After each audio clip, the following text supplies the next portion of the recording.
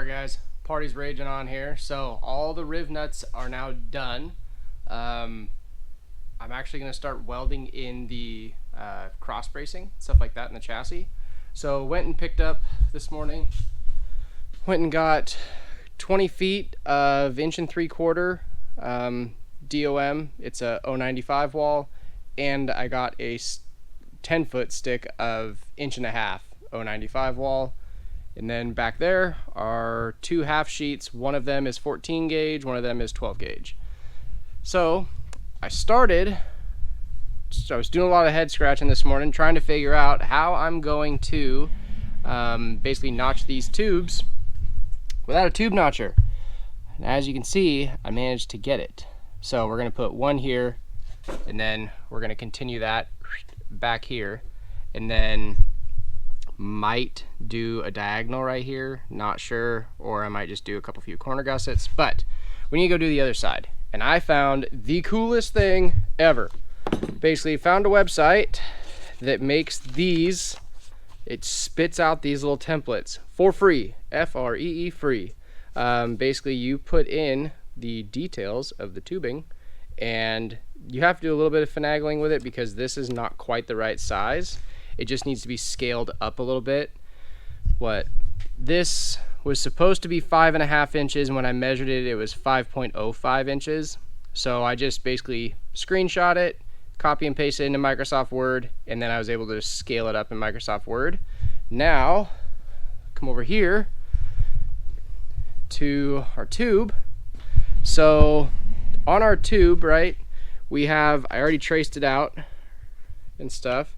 So pretty much you just throw this template on here, you know, wrap it around, you get your ends to line up nicely, you know, right, and then you can just trace it out. So when I measured the tubes on the Can-Am, it was 11 5/8 inches from like the innermost to the innermost. So I traced out my mouth on here, right? Then I used, hold on a second here.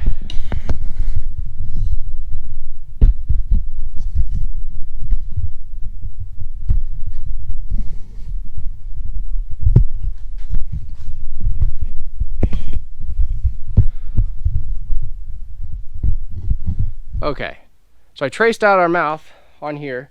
Then I used just a piece of just aluminum, you know, angle iron that I had laying around, basically because it will help make a nice straight line, right?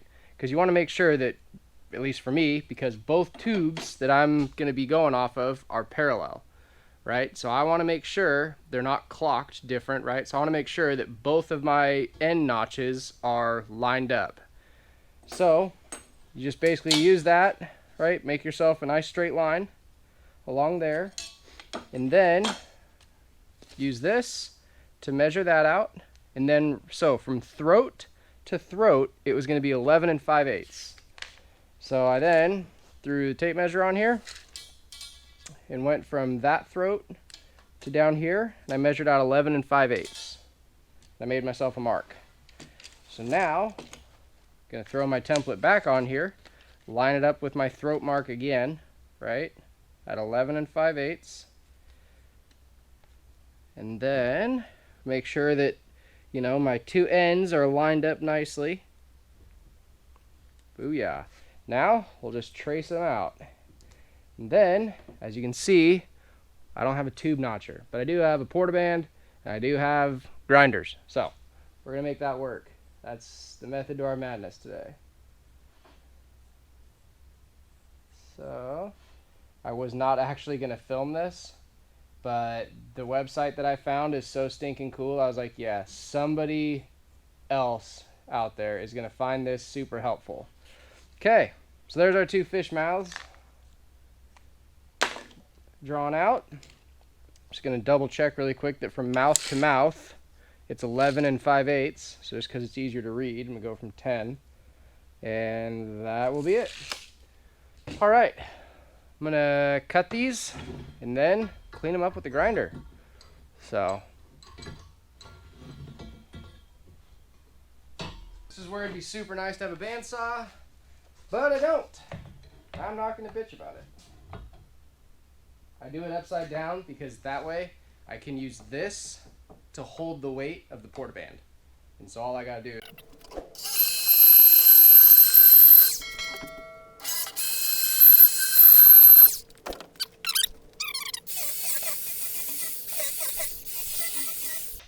Look at that, fish mouth. That is literally my third fish mouth I have ever made in my life. The other two are what I made right before I pressed record. It's on that other tube you saw in the car. And real time, this took 7 minutes, just exactly, from the time I hit record. So, yeah, if I can do it, you guys can do it. All right, now for the other side.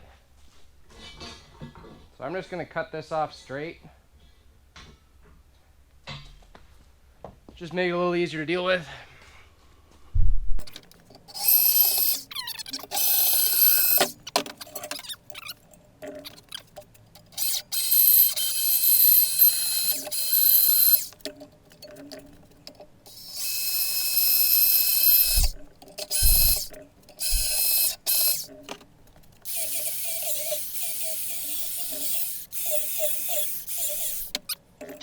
Look at that. 10 minutes and 43 seconds, 44 seconds. Not bad. See how it fits. Definitely a little snug. May have to use a grinder a little more. There it is. Whoops. Never mind all the rest of them that fell. But fits super good. Here, let's give you guys a close-up.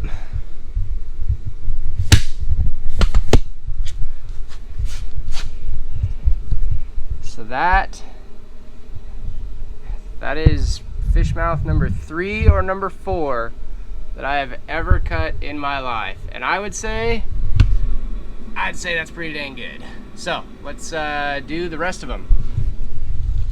Okay, little update. So I think I finally have the passenger side all, I'm gonna say done. What I really mean is I've got all the gussets and everything else cut out that I want and tacked in, right? So I had to cut out, there was one here, like a little baby one, cut that out, put in a better one. Same thing right there. Got this up here tacked in for the shock tower support. Another one supporting the shock tower, right? Supporting the front diff. This diagonal tube just to make sure, to help with structural rigidity and everything else. Couldn't get this tube to come all the way up here into this corner, mainly because that part of the fish mouth would have covered my the riv nut right there, and it would have been a royal pain in the butt to weld up here at the top. So make sure when you're doing this, you have a plan for how you're going to weld all of it.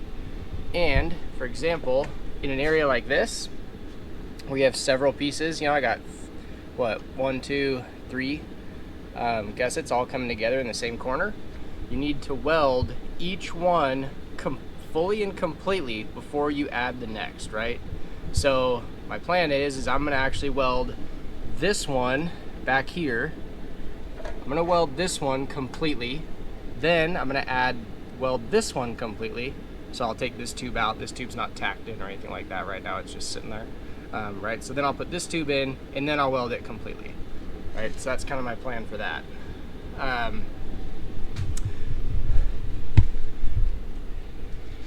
Oh, we did end up having to pull the gas tank. That was super easy though. It was just 2 straps. Bolt came up through here, bolt came up through there, just belly strapped it. It was a lot easier. It made all the gas tank thing was because of this front gusset right here. That's why I had to pull the gas tank out, was so that I could weld right here. I had a plan, albeit it was a sketchy plan, but removing the gas tank did not take that long. So also install the gusset.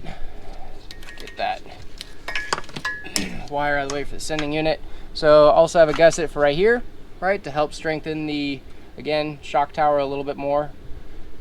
Got a triangle right there to help the floor. And then adding these 2 tubes, and I'm adding this triangle gusset. This is boxed. That triangle gusset is boxed. That's boxed. That's boxed. Okay, moving back a little bit more, right? Have that tube. These are just flat plate gussets that are on the bottom side because we use this area under the seat a lot for storing, like recovery gear and stuff like that. Well, this side's mainly recovery gear. That side over there is like impact gun and stuff like that. So added this tube to match like a 2020, 2021 setup. So all of the tubes you see, well, this one, that one, that one are 095 wall. This one right here and this front one right there are 065 wall. Kind of figured that these two did not need to be near as stout just because there's already so much tube happening around them that they don't need to be quite as stout. So got those. Also got, for back here, got this one cut out that will go right in here like that. And I got this one down here cut out that will go in here. Maybe like that, right? So if you look at the very back of it, I really cut a big radius on it because I did not want it to completely seal up against the tubes, because there will be a lot of dirt and everything else that would collect, you know, like there'd be a lot of dirt and stuff that would like collect up in this pocket that it would create. So I wanted to leave the bottom of it open so that, you know, when I'm washing it, dirt and stuff like that can get out. So yeah, so that's what I got so far. Pretty much goal for today is I want to make the entire driver's side match. Already really close to having it matching. I just have what, like this front diagonal tube I gotta add and stuff to make it match, and then I just gotta clean up a couple gussets and stuff, just, you know, run them on the belt sander a little bit, just kind of get them all nice and cleaned up, ready to weld. And then also I need to knock all the powder coat off on the driver's side as well to make it easier to weld. Not easier, but make it so you can actually weld it. So then at that point, I think everything from like the rear firewall forward is ready to weld in. So unfortunately, still have to pull that rear firewall out because I need to weld up all kinds of stuff back there. So that'll be later though. Not gonna lie, you definitely feel a little overwhelmed during this project. That's why I'm kind of like breaking it up a little bit. I'm just trying to finish like the driver's compartment forward, get that stuff done so that I could put it back together. Then I will do the back part of it. So literally just having to like take it one gusset at a time because yeah, things are a little torn apart, a little more than I thought they would be. Let me say it differently. It's definitely more than I wanted it to be. I was hoping I wouldn't have to tear it apart this much, but you know, here we are. So yeah, so notching the tubes has been working out well, stuff with that, you know, the Gusseting website and stuff, you know, for getting like the fish mouth angles and everything else. It's been working out super good. So yeah, I'm gonna keep on keeping on. Okay, quick little update. So as part of the process for this whole thing, so I got all my tubes made on this side. Now what I do, and what I have been doing, is go through and kind of like mark out the perimeter of each gusset and stuff. That way you know kind of like where the weld lines will be. And now I'm just gonna take a grinder with a wire wheel and go around every single, you know, every single point where I'm gonna be welding. You know, I'll have to cut this gusset out, and I have to cut this one out because I got bigger ones that are gonna go in there. But yeah, so just basically gotta start doing a whole crap ton of grinding. I think it took a couple hours or so, like a couple hours, you know, per side, right, to do, you know, with a wire wheel. Ended up having to use a die grinder with some sanding rolls on it for a couple little things, you know, like what, had to do that for like, you know, down in this area and stuff. And then also, I don't know if you can see it or not, but all the way over there on that far side, could not get a grinder in there. Could have if I would have cut that plastic out the rest of the way, but that plastic is part of what supports the driver's inside kick panel. So I did not want to cut that off. I did cut the passenger side version of that off. I don't know why the hood piece is laying there. But like I said, I did cut that little piece off right there just because not mission critical at all, and it will make welding that up a heck of a lot easier. So yeah, overall, definitely pretty happy with my progress and everything else. This has been probably a solid week. Like a weekend, a solid week, a weekend. Right now it's Sunday. Yeah, so 10 days-ish or so. And on the weekends, I try to work on it for 8 hours or so a day. Usually doesn't always happen. Today is only going to be 4 hours because I was editing a video this morning, and then going to dinner with my parents and stuff. Then during the work week, a couple hours here and there in the evenings. So, just kind of, if you're looking to tackle, this same kind of project and stuff, I just want you to know real world, like what it is. It's like these guys that this is all they do all day, every day. Well, that's great, but that doesn't work for all of us. So, yeah. And then one thing I did find, which is pretty sweet, got a leaking radiator. So this thing has been parked inside now for the better part of 2 weeks. So that's not water from, being washed. So I get to address that. But next, like I said, I just got to make templates for everything. That way I can recreate it all and stuff like that. Then I need to check and see when my TMW gussets are going to get here for this back, this back corner right here. Those should be here soon. But, we did order a Glasscraft dash, which I'm definitely super stoked about. So that'll be here, which is going to be nice because I am out of room for gauges.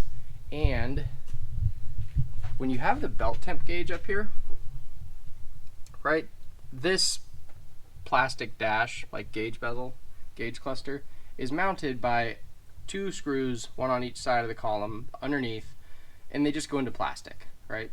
Well, when you're going through a whoop section without anything mounted to it, it does okay. Then when you mount the belt temp gauge to it, it starts to rattle around a little bit more. Then when you mount this to it, then it starts to really shake and rattle and everything else. So that, and then I've had switches underneath the dash now for a little while because I am way out of switch room. And with adding the oil cooler and stuff like that, on the passenger side, I want to add a water temp gauge, oil pressure, and oil temp gauge too. So going to be getting those ordered up here soon. That way I can keep an eye on the temperatures of this thing a little bit better because currently she does not stay very cool. So one thing I did do is I did, finish this up, did get this mounted, so just need to peel off the blue tape and stuff. So that is, because before this was just being held on by zip ties, and now at least it's, held up there properly with some billet clamps and stuff. So